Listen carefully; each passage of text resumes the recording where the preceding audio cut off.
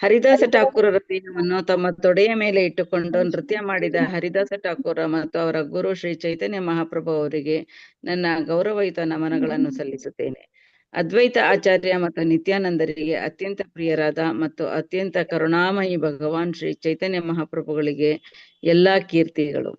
ಶ್ರೀನಿವಾಸ ಠಾಕೂರರ ಗುರುವಿಗೆ ಎಲ್ಲಾ ಕೀರ್ತಿಗಳು. ಹರಿದಾಸ ಠಾಕೂರರ ಗುರುವಿಗೆ ಎಲ್ಲಾ ಕೀರ್ತಿಗಳು. ಗದಾಧರ ಪಂಡಿತರ ಪ್ರಿಯ ಗುರುವಿಗೆ ಎಲ್ಲಾ ಕೀರ್ತಿಗಳು. ಸ್ವರೂಪ ದಾಮೋದರ ಜೀವನದ ಗುರುವಿಗೆ ಎಲ್ಲಾ ಕೀರ್ತಿಗಳು.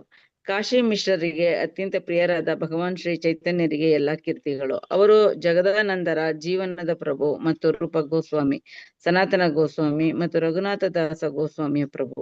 ಶ್ರೀ ಚೈತನ್ಯ ಮಹಾಪ್ರಭುಗಳ ದಿವ್ಯ ರೂಪಕ್ಕೆ ಎಲ್ಲಾ ಕೀರ್ತಿಗಳು. ಅವರು ಸ್ವತಃ ಕೃಷ್ಣನೇ, ದೇವೋತ್ತಮ ಪರಮ ಪುರುಷನೇ, ನನ್ನ ಪ್ರೀತಿಯ ಕರ್ತನೆ, ನಿನ್ನ ಕಾರಣವಿಲ್ಲದ ಕರುಣೆಯಿಂದ ನಿನ್ನ ಪಾದ ಕಮಲಗಳಲ್ಲಿ ನನಗೆ ಆಶ್ರಯ ನೀಡು. ಶ್ರೀ ಚೈತನ್ಯ ಮಹಾಪ್ರಭುಗಳ ಜೀವ ಮತ್ತು ಆತ್ಮವಾದ ನಿತ್ಯಾನಂದ ಭಗವಾನ್ಗೆ ಎಲ್ಲಾ ಕೀರ್ತಿಗಳು. ನನ್ನ ಪ್ರೀತಿಯ ದೇವರೇ, ದಯೆಯಿಂದ ನಿನ್ನ ಪಾದ ಕಮಲಗಳಲ್ಲಿ ಭಕ್ತಿ ಸೇವೆಯಲ್ಲಿ ನನ್ನನ್ನು ತೊಡಗಿಸಿಕೊಳ್ಳುವಂತೆ ಮಾಡು. ಶ್ರೀ ಚೈತನ್ಯ ಮಹಾಪ್ರಭುಗಳು ತಮ್ಮ ವಯಸ್ಸು ಮತ್ತು ಗೌರವದಿಂದ ಶ್ರೇಷ್ಠರೆಂದು ಪರಿಗಣಿಸುವ ಅದ್ವೈತ ಆಚಾರ್ಯರಿಗೆ ಎಲ್ಲಾ ಕೀರ್ತಿಗಳು. ದಯವಿಟ್ಟು ನಿಮ್ಮ ಪಾದ ಕಮಲಗಳಲ್ಲಿ ಭಕ್ತಿ ಸೇವೆಯಲ್ಲಿ ನನ್ನನ್ನು ತೊಡಗಿಸಿಕೊಳ್ಳಿ. ಶ್ರೀ ಚೈತನ್ಯ ಮಹಾಪ್ರಭುಗಳ ಎಲ್ಲಾ ಭಕ್ತರಿಗೆ ಎಲ್ಲಾ ಕೀರ್ತಿಗಳು, ಏಕೆಂದರೆ ಭಗವಂತ, ಅವರ ಜೀವನ ಮತ್ತು ಆತ್ಮ ನೀವೆಲ್ಲರೂ ದಯೆಯಿಂದ ನನಗೆ ಭಕ್ತಿ ಸೇವೆಯನ್ನು ದಯಪಾಲಿಸಿ. ರೂಪ ಗೋಸ್ವಾಮಿ 2 ಫೋಲ್ಡ್ ಅಲ್ಲಿ ನೋಡಿಲಿ, ಇಷ್ಟಿದ್ದ ಪೋಣಿಸ್ಬಿಟ್ಟು ಹಂಗೆ ದಾರದುಂಡೆಗೆ ಸುಟ್ಬಿಡಿ. ಕಾಲ್ ಮಾಡಿ ಮಾತಾಜಿ.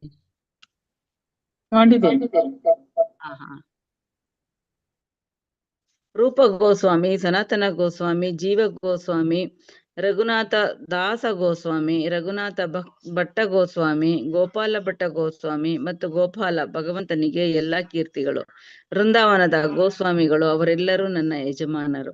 ಶ್ರೀ ಚೈತನ್ಯ ಮಹಾಪ್ರಭು ಮತ್ತು ಅವರ ಸಹಚರರ ಕರುಣೆಯಿಂದ ಭಗವಂತನ ಲೀಲೆಗಳು ಮತ್ತು ಗುಣಗಳ ಈ ನಿರೂಪಣೆಯನ್ನು ನಾನು ಬರೆಯುತ್ತಿದ್ದೇನೆ. ಸರಿಯಾಗಿ ಬರೆಯುವುದು ಹೇಗೆಂದು ನನಗೆ ತಿಳಿದಿಲ್ಲ, ಆದರೆ ಈ ವಿವರಣೆಯನ್ನು ಬರೆಯುವ ಮೂಲಕ ನಾನು ನನ್ನನ್ನು ಶುದ್ಧೀಕರಿಸಿಕೊಳ್ಳುತ್ತಿದ್ದೇನೆ. ಶ್ರೀ ಚೈತನ್ಯ ಮಹಾಪ್ರಭುಗಳು ಹೀಗೆ ತಮ್ಮ ವೈಯಕ್ತಿಕ ಭಕ್ತರೊಂದಿಗೆ ಜಗನ್ನಾಥಪುರಿಯಲ್ಲಿ ವಾಸಿಸುತ್ತಿದ್ದರು ಮತ್ತು ಹರೇ ಕೃಷ್ಣ ಮಹಾಮಂತ್ರದ ಸಾಮೂಹಿಕ ಪಠಣವನ್ನು ಆನಂದಿಸಿದರು. ಹಗಲಿನ ವೇಳೆಯಲ್ಲಿ ಶ್ರೀ ಚೈತನ್ಯ ಮಹಾಪ್ರಭುಗಳು ನೃತ್ಯ ಮತ್ತು ಜಪಗಳಲ್ಲಿ ತೊಡಗಿದ್ದರು ಮತ್ತು ಜಗನ್ನಾಥ ದೇವಾಲಯವನ್ನು ನೋಡುತ್ತಿದ್ದರು. ಒಂದ್ ನಿಮಿಷ ಮಾತಾಡಿ.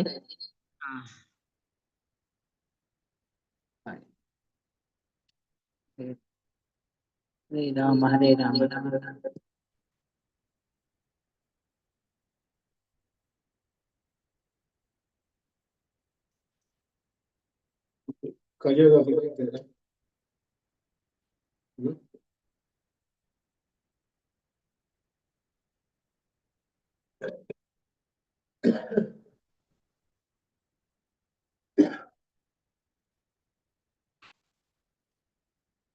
ಹಗಲಿನ ವೇಳೆಯಲ್ಲಿ ಶ್ರೀ ಚೈತನ್ಯ ಮಹಾಪ್ರಭುಗಳು ನೃತ್ಯ ಮತ್ತು ಜಪಗಳಲ್ಲಿ ತೊಡಗಿದ್ದರು. ಯಾಕೆ ಮಾತಾಜಿ ಸ್ಕ್ರೀನ್ ಇದಾಗ್ತಾ ಇದೆ?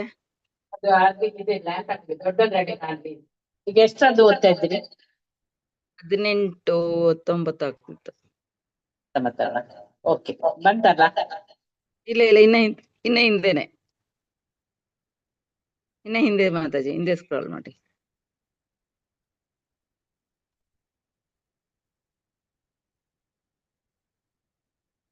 ಓಕೆ, ಇಲ್ಲ, ಇನ್ನ ಹಿಂದೆ.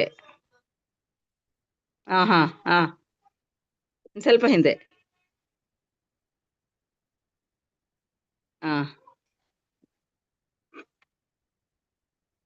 ಇನ್ ಸ್ವಲ್ಪ ಮುಂದೆ ಹೋಗಿ ಮಾತಾಜಿ. ಹಗಲಿನ ವೇಳೆಯಲ್ಲಿ ಶ್ರೀ ಚೈತನ್ಯ ಮಹಾಪ್ರಭುಗಳು ನೃತ್ಯ ಮತ್ತು ಜಪಗಳಲ್ಲಿ ತೊಡಗಿದ್ದರು ಮತ್ತು ಜಗನ್ನಾಥ ದೇವಾಲಯವನ್ನು ನೋಡುತ್ತಿದ್ದರು. ರಾತ್ರಿಯಲ್ಲಿ ರಾಮಾನಂದರಾಯ ಮತ್ತು ಸ್ವರೂಪ ದಾಮೋದರ ಗೋಸ್ವಾಮಿಯಂತಹ ಅವರ ಅತ್ಯಂತ ಗೌಪ್ಯ ಭಕ್ತರೊಂದಿಗೆ ಅವರು ಶ್ರೀ ಕೃಷ್ಣನ ಲೀಲೆಗಳ ದಿವ್ಯ ಮಧುರತೆಯ ಅಮೃತವನ್ನು ಸವಿದರು. ಶ್ರೀ ಚೈತನ್ಯ ಮಹಾಪ್ರಭುಗಳು ಜಗನ್ನಾಥಪುರಿಯ ನೀಲಾಚಲದಲ್ಲಿ ತಮ್ಮ ದಿನಗಳನ್ನು ಈ ರೀತಿ ಬಹಳ ಸಂತೋಷದಿಂದ ಕಳೆದರು. ಕೃಷ್ಣನಿಂದ ಬೇರ್ಪಟ್ಟ ಭಾವನೆಯಿಂದ ಅವರು ತಮ್ಮ ದೇಹದಾದ್ಯಂತ ಅನೇಕ ಅತೀಂದ್ರಿಯ ಲಕ್ಷಣಗಳನ್ನು ಪ್ರದರ್ಶಿಸಿದರು.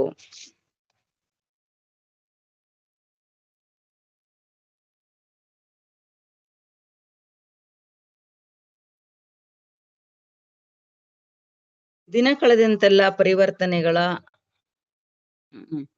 ಲಕ್ಷಣಗಳು ಹೆಚ್ಚಾಗುತ್ತಾ ಹೋದವು. ವಿರಹದ ಕಾಲದಲ್ಲಿ ದಿವ್ಯ ತವಕ, ಮನೋಕ್ಷೋಭೆ, ಹುಚ್ಚನಂತೆ ಮಾತನಾಡುವುದೇ ಮುಂತಾದ ಲಕ್ಷಣಗಳು ಇರುತ್ತವೆಂದು ಶಾಸ್ತ್ರಗಳಲ್ಲಿ ವಿವರಣೆ ಉಂಟು.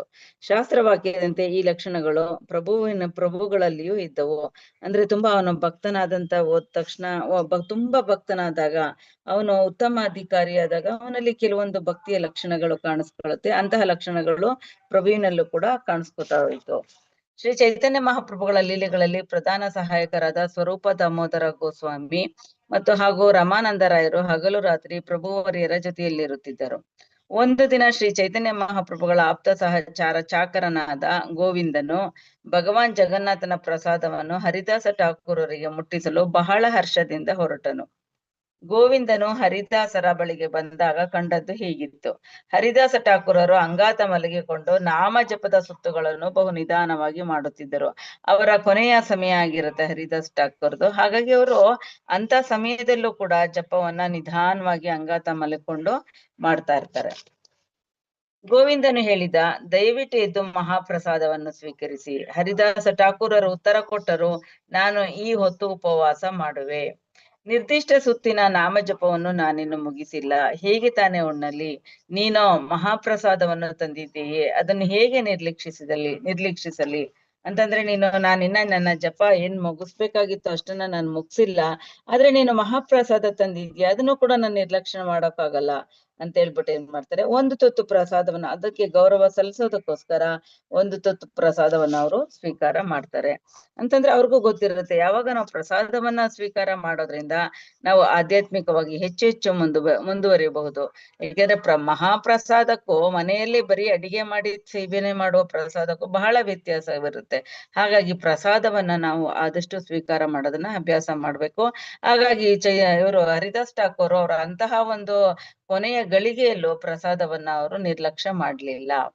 ಮರುದಿನ ಶ್ರೀ ಚೈತನ್ಯ ಮಹಾಪ್ರಭುಗಳು ಹರಿದಾಸ್ ಠಾಕೂರರಿದ್ದ ಸ್ಥಳಕ್ಕೆ ಬಂದರು. ಹರಿದಾಸರೇ ಸ್ವಸ್ಥವಾಗಿದ್ದೀರಿ ತಾನೆ ಎಂದು ಪ್ರಶ್ನಿಸಿದರು. ಈಗ ಅದೇ ಜಾಗಕ್ಕೆ ಚೈತನ್ಯ ಮಹಾಪ್ರಭುಗಳು ಬಂದು ಅವರ ಯೋಗಕ್ಷೇಮದ ಬಗ್ಗೆ ಚೈತನ್ಯ ಮಹಾಪ್ರಭುಗಳು ವಿಚಾರಿಸ್ಕೊತಾ ಇದ್ದಾರೆ. ಹರಿದಾಸರು ಪ್ರಭುವರಿಯರಿಗೂ ನಮಸ್ಕರಿಸಿದರು. ಬಳಿಕ, ನನ್ನ ದೇಹವೇನೋ ಸ್ವಸ್ಥವಾಗಿದೆ, ಆದರೆ ನನ್ನ ಬುದ್ಧಿ ಹಾಗೂ ಮನಸ್ಸುಗಳು ಕೆಟ್ಟಿವೆ. ಇದೆಲ್ಲ ನಮಗೋಸ್ಕರ ಹೇಳ್ತಾ ಇರೋವಂಥದ್ದು. ಏಕೆಂದ್ರೆ ಕೊನೆಯ ಸಮಯದಲ್ಲಿ ನಮ್ಮ ದೇಹ, ನಮ್ಮ ಮನಸ್ಸು, ನಮ್ಮ ಬುದ್ಧಿ ಹೇಗಿರ್ಬೇಕು ಅನ್ನೋದನ್ನ ಭಗವಂತ ನಮ್ಗೆ ತಿಳಿಸ್ಕೊಡ್ತಾ ಇದ್ದಾನೆ. ಹೇಗೆ ಅಂತಂದ್ರೆ ಇಲ್ಲಿ ಯಾತಕ್ಕೆ ಇವ್ರಿಗೆ ನನ್ನ ದೇಹ ಸ್ವಸ್ಥ ಆಗಿದೆ, ಕೊನೆಯ ಸಮಯ ಅವ್ರದ್ದು ಸ್ವಸ್ಥ ಆಗಿದೆ, ಆದ್ರೆ ನನ್ನ ಮನಸ್ಸು ಬುದ್ಧಿ ಕೆಟ್ಟಿದೆ ಅಂತ ಹೇಳಿದ್ರೆ ಅವ್ರು ಎಷ್ಟು ದಿನ ಅಲ್ಲಿ ಜಪ ಮಾಡ್ತಿದ್ರು ಅಷ್ಟು ಜಪವನ್ನ ಆ ಒಂದು ಕೊನೆಯ ದಿನ ಅವ್ರಿಗೆ ಮಾಡೋದಕ್ಕಾಗಿಲ್ಲ. ಹಾಗಾಗಿ ಅವರು ನನ್ನ ಮನಸ್ಸು ಬುದ್ಧಿ ಕೆಟ್ಟಿದೆ ಅಂತ ಇಲ್ಲಿ ಹೇಳ್ತಾ ಇದ್ದಾರೆ. ಅಂತಂದ್ರೆ ಇಷ್ಟು ಜಪ ನಾವು ಮಾಡ್ಬೇಕು ಅಂತ ಹೇಳಿದ್ರೆ ಅಷ್ಟು ಜಪವನ್ನ ಮಾಡ್ಬೇಕು. ಮಾಡ್ಲಿಲ್ಲ ಅಂತಂದ್ರೆ ಅಂತಹ ಬದುಕನ್ನ ರೋಗಗ್ರಸ್ತ ಬದುಕು ಅಂತ ಹೇಳ್ತಾರೆ. ಹಾಗಾಗಿ ಇಲ್ಲಿ ನಮ್ಮ ಹರಿದಾಸ್ ಠಾಕೂರ್ ಅವರು ನಿರ್ದಿಷ್ಟ ದಿನ ಇಷ್ಟು ಜಪ ಮಾಡ್ತಿದ್ರು, ಅಷ್ಟು ಜಪವನ್ನ ಅವರು ಒಂದೇ ಒಂದು ಒಂದೇ ಒಂದು ಸುತ್ತನ್ನು ಬಿಡದೆ ಮಾಡ್ತಾ ಇದ್ರು. ಹಾಗಾಗಿ ಅವರನ್ನ ನಾಮಾಚಾರ್ಯ ಅಂತ ಕರೆಯುವಂಥದ್ದು. ಪ್ರಭುವರಿಯರು ನುಡಿದರು, ನೀವೀಗ ಮುದುಕರಾಗಿದ್ದೀರಿ, ಆದ್ದರಿಂದ ದಿನನಿತ್ಯ ಮಾಡುವ ನಾಮಜಪದ ಸಂಖ್ಯೆಯನ್ನು ತಗ್ಗಿಸಿಕೊಳ್ಳಿ. ನೀವು ಈಗಾಗಲೇ ಮೋಕ್ಷ ಗಳಿಸಿರುವಿರಿ, ಹೀಗಾಗಿ ನಿಯಂತ್ರಕ ತತ್ವಗಳನ್ನು ನೀವು ನಿಷ್ಠುರವಾಗಿ ಪಾಲಿಸಬೇಕಾದಿಲ್ಲ. ಅವ್ರು ಹೇಳ್ತಾರೆ, ನಿಮ್ಗೆ ವಯಸ್ಸಾಗ್ಬಿಟ್ಟಿದೆ, ಪರವಾಗಿಲ್ಲ, ಇವಾಗ ನೀವು ಸ್ವಲ್ಪ ಅಡ್ಜಸ್ಟ್ ಮಾಡ್ಬೋದು, ಕಡಿಮೆ ಮಾಡ್ಕೊಳ್ಳಿ ಅಂತ ಚೈತನ್ಯ ಮಹಾಪ್ರಭುಗಳೇ ಹೇಳ್ತಾರೆ. ಈಗಿನ ನಿಮ್ಮ ಅವತಾರದ ಉದ್ದೇಶವೇನಿದ್ದರೂ ಜನಸಾಮಾನ್ಯರನ್ನು ಉದ್ಧರಿಸುವುದು. ಈ ನಿಟ್ಟಿನಲ್ಲಿ ಪ್ರಭುವಿನ ಪವಿತ್ರ ನಾಮದ ಮಹಿಮಾತಿಶಯಗಳನ್ನು ನೀವು ಈಗಾಗಲೇ ಸಾಕಷ್ಟು ಪ್ರಚಾರ ಮಾಡಿದ್ದೀರಿ. ಈಗ ನಿಮ್ಮ ಉದ್ದೇಶ ಏನಿತ್ತು, ಈ ಒಂದು ಭಗವಂತನ ಪ್ರಚಾರ ಕಾರ್ಯವನ್ನ ನೀವು ಈಗಾಗಲೇ ಮಾಡಿದ್ದೀರಿ. ಆದ್ರೆ ನೀವು ಯಾವ ಅವತಾರ ಅಂದ್ರೆ ನೀವು ಬ್ರಹ್ಮನ ಅವತಾರ, ನೀವು ಎಲ್ಲವನ್ನ ಮಾಡಿದಿರಿ, ನೀವೇನು ತಲೆ ಕೆಡಿಸ್ಕೋಬೇಡಿ, ಆರಾಮಾಗಿರಿ ಅಂತ ಇಲ್ಲಿ ಭಗವಂತನೇ ಹೇಳ್ತಾ ಇದ್ದಾರೆ. ಪ್ರಭುವರಿಯರು ನಿರ್ಣಯ ಮಾಡಿದರು, ನೀವು ಈಗ ಹರೇ ಕೃಷ್ಣ ಮಹಾಮಂತ್ರವನ್ನು ದಿನಕ್ಕಿಷ್ಟು ಸಲ ಎಂಬಂತೆ ನಿರ್ದಿಷ್ಟ ಸಂಖ್ಯೆಯಲ್ಲಿ ಜಪಿಸುತ್ತಿದ್ದೀರಿ. ದಯವಿಟ್ಟು ಆ ಸಂಖ್ಯೆಯನ್ನು ಕಡಿಮೆ ಮಾಡಿಕೊಳ್ಳಿ. ಹರಿದಾಸ್ ಠಾಕೂರರು ಉತ್ತರ ಕೊಟ್ಟರು, ದಯಮಾಡಿ ನನ್ನ ನೈಜ ಭಿನ್ನಹವನ್ನು ಆಲಿಸಿ. ನಾನು ಒಂದು ಹೀನ ಜಾತಿಯಲ್ಲಿ ಜನಿಸಿದೆ. ಹರಿದಾಸ್ ಠಾಕೂರ್ ಹೇಳ್ತಾ ಇದಾರೆ, ನಾನು ಒಂದು ಹೀನ ಜಾತಿಯಲ್ಲಿ ಜನಿಸಿದೆ, ನನ್ನ ಶರೀರವು ಬಹಳ ಅಸಹ್ಯಕರವಾದುದು, ನಾನು ಸದಾ ನಿಂದ್ಯ ಕಾರ್ಯಗಳಲ್ಲಿ ತೊಡಗಿರುತ್ತೇನೆ, ಆದ್ದರಿಂದ ನಾನು ಮನುಷ್ಯರಲ್ಲೇ ಅತ್ಯಂತ ಕೀಳಾದವನು, ದೂಷಿತನು ಆಗಿದ್ದೇನೆ. ಅವನು ಅಷ್ಟೊಂದು ಅವರು ಭಕ್ತಿಯಲ್ಲಿ ಮುಂದುವರೆದಿದ್ರು ಕೂಡ ಇನ್ನೂ ಆ ಒಂದು ನಮ್ರತೆ, ಆ ವಿನಯತೆ ಅವರಲ್ಲಿ ತುಂಬಿ ತುಳುಕ್ತಾ ಇದೆ. ಇದಿದ್ದಾಗ ಮಾತ್ರ ಭಕ್ತಿಯಲ್ಲಿ ಮುಂದುವರಿಯೋದಕ್ಕೆ ಸಾಧ್ಯ ಆಗುತ್ತೆ. ನಾನು ಕಣ್ಣಿಗೆ ಕಾಣಿಸಬಾರದವ ಹಾಗೂ ಮುಟ್ಟಬಾರದವ, ಆದರೆ ನೀವು ನನ್ನನ್ನು ನಿಮ್ಮ ಸೇವಕನಾಗಿ ಸ್ವೀಕರಿಸಿದ್ದೀರಿ ಎಂದ ಮೇಲೆ ನೀವು ನನ್ನನ್ನು ನರಕ ಸದೃಶ ಸ್ಥಿತಿಯಿಂದ ಉದ್ಧರಿಸಿದ್ದೀರಿ, ಅಷ್ಟೇ ಅಲ್ಲ ವೈಕುಂಠದ ಎತ್ತರಕ್ಕೆ ಏರಿಸಿದ್ದೀರಿ ಎಂದಾಯಿತು. ಪ್ರಿಯ ಪ್ರಭುವೇ, ನೀವು ಪೂರ್ಣ ಸ್ವತಂತ್ರರಾದ ದೇವೋತ್ತಮ ಪರಮ ಪುರುಷ, ನಿಮ್ಮದೇ ಸಂಕಲ್ಪದಂತೆ ನೀವು ಕಾರ್ಯ ಮಾಡುತ್ತೀರಿ, ಇಡೀ ಜಗತ್ತು ನರ್ತಿಸುವಂತೆ ನೀವು ಮಾಡುತ್ತೀರಿ ಹಾಗೂ ನಿಮ್ಮ ಇಚ್ಛೆಯಂತೆಯೇ ನಡೆಯುತ್ತೀರಿ. ಹರಿದಾಸ್ ಠಾಕೂರ್ ಚೈತನ್ಯ ಮಹಾಪ್ರಭುಗಳನ್ನ ಅವ್ರನ್ನ ಹೊಗಳ್ತಾ ಇದ್ದಾರೆ ಇಲ್ಲಿ. ಪ್ರಿಯ ಪ್ರಭುವೇ, ನೀವು ಕೃಪೆ ತೋರಿ ನಾನು ನಾನಾ ರೀತಿಗಳಲ್ಲಿ ನರ್ತಿಸುವಂತೆ ಮಾಡಿದ್ದೀರಿ. ಉದಾಹರಣೆಗೆ ಪ್ರಥಮ ಶ್ರೇಣಿಯ ಬ್ರಾಹ್ಮಣರಿಗೆ ಸಲ್ಲಬೇಕಾದ ಶ್ರಾದ್ದ ಪಾತ್ರೆಯು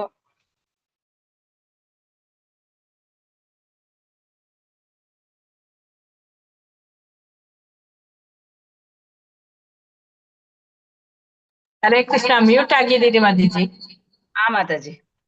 ಪ್ರಿಯ ಪ್ರಭುವೇ, ನೀವು ಕೃಪೆ ತೋರಿ ನಾನು ನಾನಾ ರೀತಿಯಲ್ಲಿ ನರ್ತಿಸುವಂತೆ ಮಾಡಿದ್ದೀರಿ.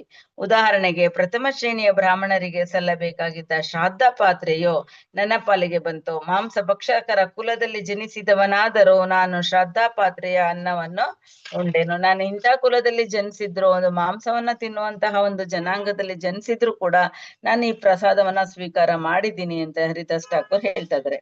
ಬಹುಕಾಲದ ಅಪೇಕ್ಷೆಯೊಂದು ನನ್ನಲ್ಲುಂಟು ಪ್ರಭುವೇ. ಈ ಭೌತಿಕ ಜಗತ್ತಿನಲ್ಲಿ ನೀವು ತೋರುತ್ತಿರುವ ಲೀಲೆಗಳನ್ನು ಅತಿ ಶೀಘ್ರದಲ್ಲೇ ಮುಗಿಸಿ ಬಿಡುವಿರಿ ಎಂದು ನನ್ನ ಮನಸ್ಸಿಗೆ ತೋರುತ್ತದೆ. ಭಗವಂತನ ಕೊನೆಯ ಲೀಲೆ ಆಗೋಗುತ್ತೆ ಅಂತ ಅವ್ರಿಗೆ ಆಗ್ಲೇ ಗೊತ್ತಾಗ್ಬಿಟ್ಟಿದೆ. ಹಾಗಾಗಿ ಅವ್ರು ಹೇಳ್ತಾ ಇದ್ದಾರೆ, ನಿಮ್ಮ ಲೀಲೆಗಳ ಅಂತಿಮ ಅಧ್ಯಾಯವನ್ನು ನೀವು ನನಗೆ ತೋರಿಸಬಾರದೆಂಬುದೇ ನನ್ನ ಅಪೇಕ್ಷೆ. ಆ ಹೊತ್ತು ಬರುವ ಮುನ್ನ ನನ್ನ ಶರೀರವು ನೀವಿರುವಾಗಲೇ ಬಿದ್ದು ಹೋಗಲಿ. ನಿಜವಾಗ್ಲೂ ಇದು ತುಂಬಾ ಚೆನ್ನಾಗಿದೆ. ಈ ಒಂದು ಲೀಲೆ ಭಗವಂತ ಕೊನೆಯಲ್ಲಿ ತನ್ನ ದೇಹವನ್ನ ತ್ಯಾಗ ಮಾಡುವಂತಹ, ಅದು ಸೋಮನಾಥ್ಪುರ ಮತ್ತೆ ದ್ವಾರಕದ ಹತ್ರ ಇದೆ. ಅದು ನೋಡಿದ್ರೆ ಎಂತವ್ರಿಗೂ ಕೂಡ ಅದು ತುಂಬಾ ಬೇಜಾರಾಗುತ್ತೆ. ಅದೇ ರೀತಿಯಲ್ಲಿ ಇಲ್ಲಿ ಹರಿದಾಸ್ ಠಾಕೂರ್ಗೂ ಕೂಡ ನಿಮ್ಮ ಕೊನೆಯ ಲೀಲೆ ನನಗೆ ತೋರಿಸ್ಬಾರ್ದು ಅಂತಂದ್ಬಿಟ್ಟು ನೀವು ನನ್ನನ್ನ ಮೊದಲೇ ನೀವಿರುವಾಗ್ಲೇ ನಾನ್ ಬಂದ್ಬಿಡ್ಬೇಕು ನಿಮ್ಮ ಹತ್ರ, ಅದನ್ನ ನಾನ್ ನೋಡೋದಕ್ಕಾಗಲ್ಲ ಅಂತ ಇಲ್ಲಿ ಹೇಳ್ತಾ ಇದಾರೆ. ನಿಮ್ಮ ಚರಣಾರವಿಂದಗಳನ್ನು ನನ್ನ ಎದೆಯ ಮೇಲೆ ಇರಿಸಿಕೊಂಡು ಕಣ್ಣುಗಳಿಂದ ನಿಮ್ಮ ಇಂದು ಸದೃಶ ಮುಖವನ್ನು ನೋಡುವೆ. ನನ್ನ ನಾಲಿಗೆಯಿಂದ ಶ್ರೀ ಕೃಷ್ಣ ಚೈತನ್ಯ ಎನ್ನುವ ನಿಮ್ಮ ಹೆಸರನ್ನು ಜಪಿಸುವೆ. ಇದು ನನ್ನ ಅಪೇಕ್ಷೆ. ನಾನು ಈ ರೀತಿ ಪ್ರಾಣ ಬಿಡುವಂತೆ ನೀವು ಕೃಪೆ ಇಟ್ಟು ಅನುಗ್ರಹಿಸಿ. ನಮ್ಮ ಜೀವನದಲ್ಲೂ ಕೂಡ ನಮ್ಮ ಇಷ್ಟೆಲ್ಲ ಸಾಧನೆ ಯಾಕೆ, ಕೊನೆಯಲ್ಲಿ ನಾವು ಈ ರೀತಿ ಶ್ರೀ ಕೃಷ್ಣ ಚೈತನ್ಯ ಅಂತ ನಾಲಿಗೆಯಿಂದ ಹೇಳ್ಬೇಕು. ಜೊತೆಗೆ ಆ ಭಗವಂತನನ್ನ ನೋಡ್ತಾ ಪ್ರಾಣ ಬಿಡೋದಕ್ಕೋಸ್ಕರ ಇಷ್ಟೆಲ್ಲ ಸಾಧನೆ ಮಾಡ್ತಾ ಇದೀವಿ ಅಲ್ವಾ. ಆ ಸಾಧನೆಯನ್ನ ಹರಿದಾಸ್ ಠಾಕೂರ್ ಪರಿಪೂರ್ಣಗೊಳಿಸಿದ್ದಾರೆ. ಅವರು ಕೊನೆಯಲ್ಲಿ ನಾಲಿಗೆಯಿಂದ ಶ್ರೀ ಕೃಷ್ಣ ಚೈತನ್ಯ ಅಂತ ಹೇಳ್ಬಿಟ್ಟು ಭಗವಂತನನ್ನೇ ನೋಡ್ತಾ, ಚೈತನ್ಯ ಮಹಾಪ್ರಭುಗಳನ್ನ ನೋಡ್ತಾ ತಮ್ಮ ದೇಹವನ್ನ ತ್ಯಾಗ ಮಾಡ್ತಾ ಇದ್ದಾರೆ. ಹೇ ದಯಾಮಯಿ ಪ್ರಭುವೇ, ನಿಮ್ಮ ದಯೆಯಿಂದ ಇದು ಸಾಧ್ಯವಾಗುವುದಾದರೆ ಕರುಣೆಯಿಟ್ಟು ನನ್ನ ಈ ಅಪೇಕ್ಷೆಯನ್ನು ಈಡೇರಿಸಿಕೊಡಿ. ಹೀನ ಕುಲ ಸಂಜಾತವಾದ ನನ್ನ ಈ ಶರೀರವು ನಿಮ್ಮ ಮುಂದೆಯೇ ಬಿದ್ದು ಹೋಗಲಿ. ನನ್ನ ಎಲ್ಲಾ ಅಪೇಕ್ಷೆಗಳಿಗೂ ಹಿರಿದಾದ ಇದನ್ನು ನೀವು ಸಾಧ್ಯವಾಗಿಸಬಲ್ಲಿರಿ. ಶ್ರೀ ಚೈತನ್ಯ ಮಹಾಪ್ರಭು ಇದು ಇಷ್ಟೊಂದು ಭಗವಂತನನ್ನ ಗ್ಲೋರಿಫೈ ಮಾಡ್ತಾ ಇದ್ದಾರೆ. ಈಗ ಚೈತನ್ಯ ಮಹಾಪ್ರಭುಗಳು ಏನ್ ಹೇಳ್ತಾ ಇದ್ದಾರೆ ಅಂದ್ರೆ, ಚೈತನ್ಯ ಮಹಾಪ್ರಭುಗಳು ನುಡಿದರು, ಪ್ರಿಯ ಹರಿದಾಸ, ಕೃಷ್ಣನು ಎಷ್ಟು ಕರುಣಾಮಯಿ ಎಂದರೆ ನೀವು ಏನನ್ನೇ ಕೇಳಿದರೋ ಅದನ್ನು ಅವನು ನಡೆಸಿಕೊಡಲೇಬೇಕು. ಭಗವಂತ ಎಂಥ ಒಂದು ಇದು ಅಂದ್ರೆ, ನಾವು ಒಂದು 10 ಹೆಜ್ಜೆ ಮುಂದೆ ಹಾಕಿದ್ರೆ ಸಾಕು, ಅವನ್ ಬೇಕು, ಅವನು 20 ಹೆಜ್ಜೆ ನಮ್ಮ ಹತ್ರ ಬರ್ತಾನೆ. ಅಷ್ಟು ಕರುಣಾಮಯಿ ಭಗವಂತ. ಆದರೆ ನನಗೆ ಯಾವ ಸುಖ ಲಭಿಸಿದೆಯೋ ಅವೆಲ್ಲವೂ ನಿಮ್ಮ ಸಹವಾಸದ ಕಾರಣದಿಂದ ಬಂದವುಗಳಾಗಿವೆ. ನನ್ನನ್ನು ಹಿಂದೆ ಬಿಟ್ಟು ನೀವು ಹೊರಟು ಹೋಗುವುದು ಉಚಿತವಲ್ಲ. ಶ್ರೀ ಚೈತನ್ಯ ಮಹಾಪ್ರಭುಗಳ ಪಾದ ಪದ್ಮಗಳನ್ನು ಹಿಡಿದುಕೊಂಡು ಹರಿದಾಸ್ ಠಾಕೂರ್ ಅವರು ಹೇಳಿದರು, ನನ್ನ ಒಡೆಯ, ದಯವಿಟ್ಟು ಭ್ರಮೆ ಹುಟ್ಟು ಹಾಕಬೇಡಿ. ನಾನು ಎಷ್ಟೇ ಪತಿತನಾಗಿದ್ದರೂ ನೀವು ಇಷ್ಟನ್ನು ನಿಜವಾಗಿ ಅನುಗ್ರಹಿಸಬೇಕು. ಪ್ರಿಯ ಪ್ರಭುವೇ, ನನ್ನ ಶಿರದ ಮೇಲೆ ಕುಳಿತುಕೊಳ್ಳುವ ಯೋಗ್ಯತೆಯುಳ್ಳ ಅನೇಕಾನೇಕ ಮಹಾ ವ್ಯಕ್ತಿಗಳು, ಕೋಟಿ ಸಂಖ್ಯೆಯ ಭಕ್ತರು ಈ ಜಗತ್ತಿನಲ್ಲಿದ್ದಾರೆ. ಅವರೆಲ್ಲರೂ ನಿಮ್ಮ ಲೀಲಾ ಕಾರ್ಯಗಳಲ್ಲಿ ಸಹಾಯಕರಾಗಿದ್ದಾರೆ. ನನ್ನ ಪ್ರಭುವೆ, ನನ್ನಂತಹ ಕ್ಷುದ್ರ ಕೀಟ ಒಂದು ಸತ್ತರೆ ಅದರಿಂದ ಆಗುವ ನಷ್ಟವೇನೋ? ಇರುವೆ ಎಂದು ಸತ್ತರೆ ಭೌತ ಜಗತ್ತಿಗೇನಾದರೂ ಹಾನಿಯುಂಟೆ? ಎಂಥ ಭಕ್ತ ಅವರು! ಅಂತ ಭಕ್ತರಿದ್ರೂನು ಕೂಡ ಅವರಲ್ಲಿ ಎಳ್ಳಷ್ಟು ನಾನು ಭಕ್ತ ಅನ್ನುವಂತ ಅಹಂಕಾರ ಅವರಲ್ಲಿ ಇಲ್ಲ. ಅವ್ರೇನ್ ಹೇಳ್ತಾ ಇದ್ದಾರೆ? ನನ್ನಂತಹ ಕ್ಷುದ್ರ ಕೀಟ ಒಂದು ಸತ್ತರೆ ಅದರಿಂದ ಆಗುವ ನಷ್ಟವೇನೋ? ಇರುವೆಯೊಂದು ಸತ್ತರೆ ಭೌತ ಜಗತ್ತಿಗೇನಾದರೂ ಹಾನಿಯುಂಟೆ? ಪ್ರಿಯ ಪ್ರಭುವೆ, ಸದಾ ನಿಮ್ಮ ಭಕ್ತರಲ್ಲಿ ವಾತ್ಸಲ್ಯವುಳ್ಳವರು ನೀವು. ನಾನು ಒಬ್ಬ ಅಣುಕು ಭಕ್ತ, ಆದರೂ ನನ್ನ ಅಪೇಕ್ಷೆಯನ್ನು ನೀವು ಈಡೇರಿಸಿ ಕೊಡುವಿರೆಂಬ ಭರವಸೆ ನನಗಿದೆ. ಅದು ನನ್ನ ನಿರೀಕ್ಷೆಯೂ ಹೌದು. ಮಧ್ಯಾಹ್ನದ ವಿಧಿಗಳನ್ನು ಪೂರೈಸಬೇಕಾಗಿದ್ದರಿಂದ ಶ್ರೀ ಚೈತನ್ಯ ಮಹಾಪ್ರಭುಗಳು ಹೊರಡಲು ಅಣಿಯಾದರು. ಮರುದಿನ ಜಗನ್ನಾಥ ದರ್ಶನವನ್ನು ಮುಗಿಸಿಕೊಂಡು ಮತ್ತೆ ಬಂದು ಹರಿದಾಸ್ ಠಾಕೂರರನ್ನು ಕಾಣುವುದಾಗಿ ಮಾತು ಕೊಟ್ಟರು. ಅಲ್ಲೇ ಇದ್ರು ಚೈತನ್ಯ ಮಹಾಪ್ರಭುಗಳು. ಇಷ್ಟೆಲ್ಲ ಹರಿದಾಸ್ ಠಾಕೂರರು ಚೈತನ್ಯ ಮಹಾಪ್ರಭುಗಳ ಬಗ್ಗೆ ಹೇಳ್ತಾ ಇದ್ರು. ಅವ್ರು ನೆಕ್ಸ್ಟ್ ಅವರು ಹೋಗ್ಬೇಕಾಗುತ್ತೆ, ಮಧ್ಯಾಹ್ನದ ಅವರ ವಿಧಿಗಳೇನಿದೆ ಅದು ಪೂರೈಸ್ಬೇಕಾಗುತ್ತೆ. ಹಾಗಾಗಿ ಮತ್ತೆ ಜಗನ್ನಾಥನ ದರ್ಶನ ಮಾಡ್ಕೊಂಡು ನಾನು ಬರ್ತೀನಿ ಮತ್ತೆ ಅಂತ ಹೇಳ್ಬಿಟ್ಟು ಹೊರಡ್ತಾರೆ ಅವರು. ಠಾಕೂರರನ್ನು ಆಲಂಗಿಸಿಕೊಂಡ ತರುವಾಯ ಶ್ರೀ ಚೈತನ್ಯ ಮಹಾಪ್ರಭುಗಳು ಮಧ್ಯಾಹ್ನದ ವಿಧಿಗಳನ್ನು ಕೈಗೊಳ್ಳಲು ಹೊರಟರು. ಇದರ ಅಂಗವಾಗಿ ಸಮುದ್ರ ಸ್ನಾನಕ್ಕಾಗಿ ಕಡಲಿನೆಡೆಗೆ ತೆರಳಿದರು. ಸಮುದ್ರಕ್ಕೆ ಅವರು ಹೋದ್ರು. ಮರುದಿನ ಬೆಳಿಗ್ಗೆ ಜಗನ್ನಾಥ ದೇಗುಲಕ್ಕೆ ಭೇಟಿ ಕೊಟ್ಟು ಶ್ರೀ ಚೈತನ್ಯ ಮಹಾಪ್ರಭುಗಳು ತಮ್ಮ ಭಕ್ತರನ್ನು ಜೊತೆ ಮಾಡಿಕೊಂಡು ಹರಿದಾಸ ಠಾಕೂರರನ್ನು ನೋಡಲು ಅವಸರವಾಗಿ ಹೊರಟರು. ತಮ್ಮ ಏನು ವಿಧಿಗಳಿದೆಯೋ ಎಲ್ಲವನ್ನ ಮುಗಿಸ್ಕೊಂಡು ಮತ್ತೆ ಮರುದಿನ ಬೆಳಗ್ಗೆ ಅವರನ್ನು ನೋಡೋದಕ್ಕೆ ಅವರು ಹೋಗ್ತಾರೆ. ಶ್ರೀ ಚೈತನ್ಯ ಮಹಾಪ್ರಭುಗಳು ಹಾಗೂ ಭಕ್ತರು ಹರಿದಾಸ ಠಾಕೂರರಿದ್ದಲ್ಲಿಗೆ ಬಂದರು. ಇತ್ತ ಹರಿದಾಸ ಠಾಕೂರರು ಪ್ರಭುವರಿಯರ ಹಾಗೂ ಅವರ ಜೊತೆಯಲ್ಲಿದ್ದ ವೈಷ್ಣವರ ಪಾದಾರವಿಂದಗಳಿಗೆ ಗೌರವ ತೋರಿದರು. ಭಗವಾನ್ ಶ್ರೀ ಚೈತನ್ಯ ಮಹಾಪ್ರಭುಗಳು ವಿಚಾರಿಸಿದರು, ಪ್ರಿಯ ಹರಿದಾಸ, ಏನು ಸಮಾಚಾರ? ಹರಿದಾಸ ಠಾಕೂರರು ಉತ್ತರ ಕೊಟ್ಟರು, ಪ್ರಿಯ ಪ್ರಭುವೆ, ನೀನು ಅನುಗ್ರಹ ಮಾಡಿದಂತೆ ಎಲ್ಲವೂ ಆಗಲಿ. ಠಾಕೂರರ ಬಾಯಿಂದ ಬಂದ ಮಾತನ್ನು ಕೇಳಿದ ಕೂಡಲೇ ಶ್ರೀ ಚೈತನ್ಯ ಮಹಾಪ್ರಭುಗಳು ಅಂಗಳದಲ್ಲಿ ಮಹಾ ಸಂಕೀರ್ತನ ಕಾರ್ಯಕ್ರಮವನ್ನು ಏರ್ಪಡಿಸಿದರು. ವಕ್ರೇಶ್ವರ ಪಂಡಿತರು ಪ್ರಧಾನ ನರ್ತಕರಾಗಿದ್ದರು. ಇದು ಅವರ ಕೊನೆಯ ದಿನ. ಈ ಭಗವಂತ ಇಲ್ಲಿ ಕೇಳ್ತಾ ಇದಾರೆ, ಏನ್ ಸಮಾಚಾರ ಅಂತ. ಅವನು ಏನು ಗೊತ್ತಿಲ್ದಿದ್ದರ ತರ ಕೇಳ್ತಾ ಇದಾರೆ. ಅದಕ್ಕೆ ಹರಿದಾಸ್ ಠಾಕೂರ್ ಹೇಳ್ತಾರೆ, ನಿನ್ನ ಅನುಗ್ರಹ ಏನಿದೆಯೋ ಅದೇ ರೀತಿ ಆಗ್ಲಿ ಅಂತ ಹೇಳ್ತಾರೆ. ಹಾಗಾಗಿ ಈಗ ಏನ್ ಮಾಡ್ತಾರೆ ಚೈತನ್ಯ ಮಹಾಪ್ರಭುಗಳು ಅಲ್ಲಿ ಒಂದು ಮಹಾ ಸಂಕೀರ್ತನ ಕಾರ್ಯಕ್ರಮವನ್ನ ಏರ್ಪಡಿಸ್ತಾ ಇದ್ದಾರೆ. ಸ್ವರೂಪ ದಾಮೋದರ ಗೋಸ್ವಾಮಿಯವರ ಮುಖಂಡತ್ವದಲ್ಲಿ ಶ್ರೀ ಚೈತನ್ಯ ಮಹಾಪ್ರಭುಗಳ ಭಕ್ತರೆಲ್ಲರೂ ಹರಿದಾಸ ಠಾಕೂರರ ಸುತ್ತ ಕುಳಿತು ಸಾಮೂಹಿಕ ಸಂಕೀರ್ತನೆ ಮಾಡಿದರು. ರಮಾನಂದರಾಯರು ಹಾಗೂ ಸಾರ್ವಭೌಮ ಭಟ್ಟಾಚಾರ್ಯರಂತಹ ಅಪ್ರತಿಮ ಭಕ್ತರ ಸಮ್ಮುಖದಲ್ಲಿ ಶ್ರೀ ಚೈತನ್ಯ ಮಹಾಪ್ರಭುಗಳು ಹರಿದಾಸ್ ಠಾಕೂರರ ಪವಿತ್ರ ಗುಣಗಳನ್ನು ವರ್ಣಿಸಲು ಪ್ರಾರಂಭಿಸಿದರು. ಹರಿದಾಸ ಠಾಕೂರರ ದಿವ್ಯ ಗುಣಗಳನ್ನು ಕೊಂಡಾಡುತ್ತಿದ್ದಾಗ ಶ್ರೀ ಚೈತನ್ಯ ಮಹಾಪ್ರಭುಗಳಿಗೆ 5 ಬಾಯಿಗಳು ಬಂದು ಬಿಟ್ಟವೋ ಎನ್ನುವಂತಿತ್ತು. ಪ್ರಭು ವರಿಯರ ವರ್ಣನೆ ಮುಂದು ಹೋದಂತೆಲ್ಲ ಅವರ ಮಹಾ ಸುಖವು ಅಧಿಕವಾಗುತ್ತಾ ಹೋಯ್ತು. ಅಂದ್ರೆ ಭಕ್ತನನ್ನ ಹೊಗಳೋದಕ್ಕೆ ಭಗವಂತನಿಗೆ 1 ಬಾಯಿ ಸಾಲ್ತಾ ಇಲ್ಲ, 5 ಬಾಯಿಗಳಿದೆಯೇನೋ, ಅಷ್ಟೊಂದು ಬಾಯಿಗಳಿಂದನೂ ಆ ಒಂದು ಹರಿದಾಸ್ ಠಾಕೂರ್ನ ವರ್ಣನೆಯನ್ನ ಭಗವಂತ ಮಾಡ್ತಾ ಇದ್ದಾನೆ. ಅಲ್ಲಿಗೆ ಅವರ ಕೀರ್ತಿ ಎಷ್ಟಿರಬೇಕು, ಅವರ ಭಕ್ತಿ ಎಷ್ಟಿರ್ಬೇಕು ಅನ್ನೋದನ್ನ ನಾವು ನಮ್ಮ ಊಹೆಗೂ ನಿಲುಕದೇ ಇರೋಂಥದ್ದು ಇದು. ಹರಿದಾಸ್ ಠಾಕೂರರ ಲೋಕೋತ್ತರ ಗುಣಗಳನ್ನು ಕೇಳಿ ಅಲ್ಲಿ ನೆರೆದಿದ್ದ ಭಕ್ತರೆಲ್ಲರೂ ಮೂಕ ವಿಸ್ಮಿತರಾದರು. ತರುವಾಯ ಅವರೆಲ್ಲರೂ ಹರಿದಾಸ್ ಠಾಕೂರರ ಪಾದಕಮಲಗಳಿಗೆ ಪೂಜೆ ಸಲ್ಲಿಸಿದರು. ಶ್ರೀ ಚೈತನ್ಯ ಮಹಾಪ್ರಭುಗಳು ಬಂದು ತಮ್ಮ ಎದುರಿನಲ್ಲಿ ಕುಳಿತುಕೊಳ್ಳುವಂತೆ ಹರಿದಾಸ್ ಠಾಕೂರರು ಮಾಡಿದರು. ಬಳಿಕ ಠಾಕೂರರು ಭೃಂಗಗಳಂತಹ ಇಲ್ಲಿ ಸ್ಕ್ರೀನ್ ಅಲ್ಲಿ ಇದ್ದದ್ದು ಏನು ಕಾಣ್ತಾ ಇಲ್ಲ. ನೀವು ಓದಿದ್ದು ಇದರಲ್ಲಿ ಸ್ಕ್ರೀನ್ಗೆ ಅಲ್ಲಿ ಸ್ಕ್ರೀನ್ ಅಲ್ಲಿ ಅವರು ಸ್ಕ್ರಾಲ್ ಮಾಡಕ್ ಆಗ್ತಾ ಇಲ್ಲ. ನಾನು ಬುಕ್ ನಲ್ಲಿ ಓದ್ತಾ ಇದ್ದೀನಿ ಮಾತಾಜಿ.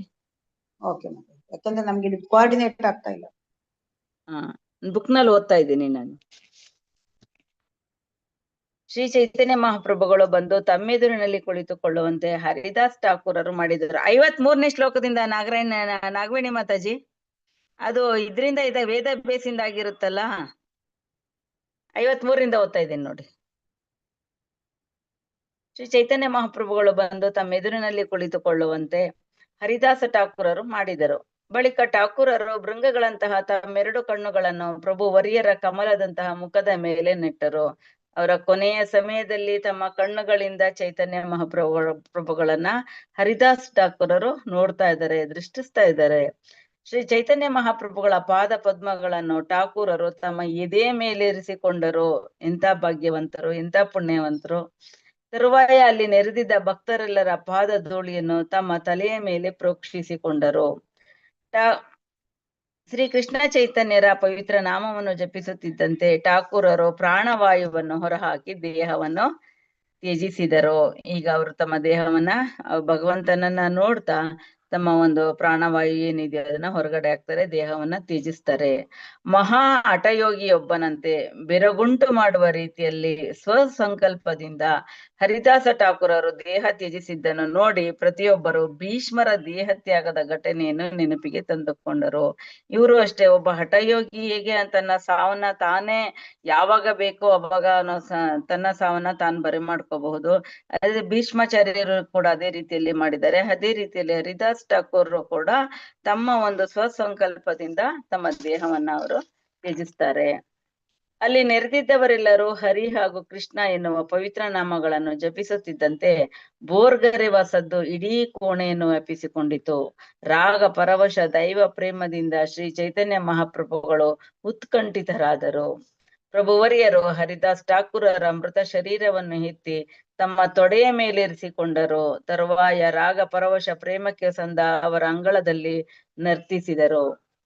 ಶ್ರೀ ಚೈತನ್ಯ ಮಹಾಪ್ರಭುಗಳ ರಾಗ ಪರವಶ ಪ್ರೇಮಾವೇಶದಿಂದಾಗಿ ಭಕ್ತರೆಲ್ಲರೂ ಅಸಹಾಯಕ ಸ್ಥಿತಿ ತಲುಪಿದರು. ಮುಂದೆ ಆ ಭಕ್ತರು ಕೂಡ ಮಹಾರಾಗ ಪರವಶ ಪ್ರೇಮದಿಂದ ನರ್ತನ ಸಂಕೀರ್ತನಾದಿಗಳನ್ನು ನಡೆಸಿದರು. ಶ್ರೀ ಚೈತನ್ಯ ಮಹಾಪ್ರಭುಗಳು ಸ್ವಲ್ಪ ಕಾಲ ನರ್ತಿಸಿದರು. ಬಳಿಕ ಹರಿದಾಸ ಠಾಕೂರರ ದೇಹಕ್ಕೆ ಆಗಬೇಕಿದ್ದ ಸಂಸ್ಕಾರಗಳ ಬಗೆಗೆ ಸ್ವರೂಪ ದಾಮೋದರ ಗೋಸ್ವಾಮಿ ಅವರು ಪ್ರಭುವರಿಯರಿಗೆ ತಿಳಿಸಿದರು. ತರುವಾಯ ಹರಿದಾಸ ಠಾಕೂರರ ದೇಹವನ್ನು ವಿಮಾನದಂತಹ ಒಂದು ವಾಹನದ ಮೇಲಿರಿಸಿ ಸಾಮೂಹಿಕ ಸಂಕೀರ್ತನೆಯೊಂದಿಗೆ ಕಡಲ ತೀರಕ್ಕೆ ಕೊಂಡೊಯ್ಯಲಾಯಿತು. ಇದು ಈಗಲೂ ಕೂಡ ನಾವು ಪುರಿ ಜಗನ್ನಾಥ್ಗೆ ಹೋದ್ರೆ ಹರಿದಾಸ್ ಠಾಕೂರ್ನ ಎಲ್ಲಿ ಒಂದು ಅಂತ್ಯ ಸಂಸ್ಕಾರ ಮಾಡ್ತಾರೋ ಅದೆಲ್ಲವೂ ಕೂಡ ನಮ್ಗೆ ನೋಡೋದಕ್ಕೆ ಸಿಗತ್ತೆ. ಮೆರವಣಿಗೆಯ ಮುಂದೆ ಶ್ರೀ ಚೈತನ್ಯ ಮಹಾಪ್ರಭುಗಳು ನರ್ತಿಸಿದರು. ವಕ್ರೇಶ್ವರ ಪಂಡಿತರು ಇತರ ಭಕ್ತರ ಜೊತೆ ಸೇರಿಕೊಂಡು ಪ್ರಭುವರಿಯರ ಹಿಂದೆ ನರ್ತನ ಸಂಕೀರ್ತನಾದಿಗಳನ್ನು ಮಾಡಿದರು. ಶ್ರೀ ಚೈತನ್ಯ ಮಹಾಪ್ರಭುಗಳು ಹರಿದಾಸ ಠಾಕೂರರ ದೇಹಕ್ಕೆ ಕಡಲಿನ ನೀರಿನಲ್ಲಿ ಸ್ನಾನ ಮಾಡಿಸಿದರು. ತರುವಾಯ ಪ್ರಭುವರಿಯರು ಹಿಂದಿನಿಂದ ಈ ಸಮುದ್ರವು ಪವಿತ್ರ ಯಾತ್ರಾ ಸ್ಥಳವಾಗಿದೆ ಎಂದು ಘೋಷಿಸಿದರು. ಯಾವಾಗ ಆ ಸಮುದ್ರದಲ್ಲಿ ಹರಿದಾಸ್ ಠಾಕೂರ್ ದೇಹವನ್ನ ಸ್ನಾನ ಮಾಡಿಸ್ತಾರೋ ಆಗ ಆ ಸಮುದ್ರವೇ ಕೂಡ ಪವಿತ್ರ ಆಗತ್ತೆ ಅಂತ ಇಲ್ಲಿ ಹೇಳ್ತಾ ಇದ್ದಾರೆ. ಹರಿದಾಸರ ಪಾದ ಪದ್ಮಗಳನ್ನು ತೊಳೆದಿದ್ದ ನೀರನ್ನು ಪ್ರತಿಯೊಬ್ಬರೂ ಕುಡಿದ್ದರು. ತರುವಾಯ ಭಗವಾನ್ ಜಗನ್ನಾಥನಿಗೆ ಬಳಿದು ಉಳಿದಿದ್ದ ಶ್ರೀಗಂಧ ಚೂರ್ಣವನ್ನು ಹರಿದಾಸರ ಶರೀರದ ಮೇಲೆ ಲೇಪಿಸಿದರು. ಕುಳಿಯ ಸುತ್ತಲೂ ಮರಳಿನಲ್ಲಿ ಒಂದು ಗುಣಿ ತೋಡಿ ಹರಿದಾಸ ಠಾಕೂರರ ದೇಹವನ್ನು ಅದರಲ್ಲಿರಿಸಿದರು. ಭಗವಾನ್ ಜಗನ್ನಾಥನಿಗೆ ನಿವೇದಿಸಿ ಉಳಿದ ರೇಷ್ಮೆಯ ಹಗ್ಗಗಳು, ಶ್ರೀಗಂಧ ಚೂರ್ಣ, ಪ್ರಸಾದ ಹಾಗೂ ವಸ್ತ್ರ ಇವುಗಳನ್ನೆಲ್ಲ ಹರಿದಾಸರ ದೇಹದ ಮೇಲಿರಿಸಲಾಯಿತು. ಕುಳಿಯ ಸುತ್ತಲೂ ಭಕ್ತರು ಸಾಮೂಹಿಕ ಸಂಕೀರ್ತನೆ ಮಾಡಿದರು. ವಕ್ರೇಶ್ವರ ಪಂಡಿತರು ಹರ್ಷದಿಂದ ನರ್ತಿಸಿದರು. ತಮ್ಮ ದಿವ್ಯ ಹಸ್ತಗಳಿಂದ ಶ್ರೀ ಚೈತನ್ಯ ಮಹಾಪ್ರಭುಗಳು ಹರಿದಾಸ ಠಾಕೂರರ ದೇಹದ ಮೇಲೆ ಮರಳು ತುಂಬಿದರು. ಹಾಗೆ ಮಾಡುವಾಗ ಒಂದೇ ಸಮನೆ ಹರಿಬೋಲ್ ಹರಿಬೋಲ್ ಎಂದು ಜಪಿಸುತ್ತಿದ್ದರು. ಭಕ್ತರು ಹರಿದಾಸ ಠಾಕೂರರ ದೇಹದ ಮೇಲೆ ಮರಳು ತುಂಬಿದರು. ಆ ಬಳಿಕ ಆ ಸ್ಥಳದಲ್ಲಿ ಒಂದು ವೇದಿಕೆಯನ್ನು ನಿರ್ಮಿಸಿದರು. ಅದು ಆದ ಮೇಲೆ ವೇದಿಕೆಯ ಸುತ್ತ ರಕ್ಷಣಾತ್ಮಕವಾಗಿ ಬೇಲಿ ಹಾಕಿದರು. ಶ್ರೀ ಚೈತನ್ಯ ಮಹಾಪ್ರಭುಗಳು ವೇದಿಕೆಯ ಸುತ್ತ ನರ್ತಿಸಿದರು. ಹಾಗೆಯೇ ಸಂಕೀರ್ತಿಸಿದರು.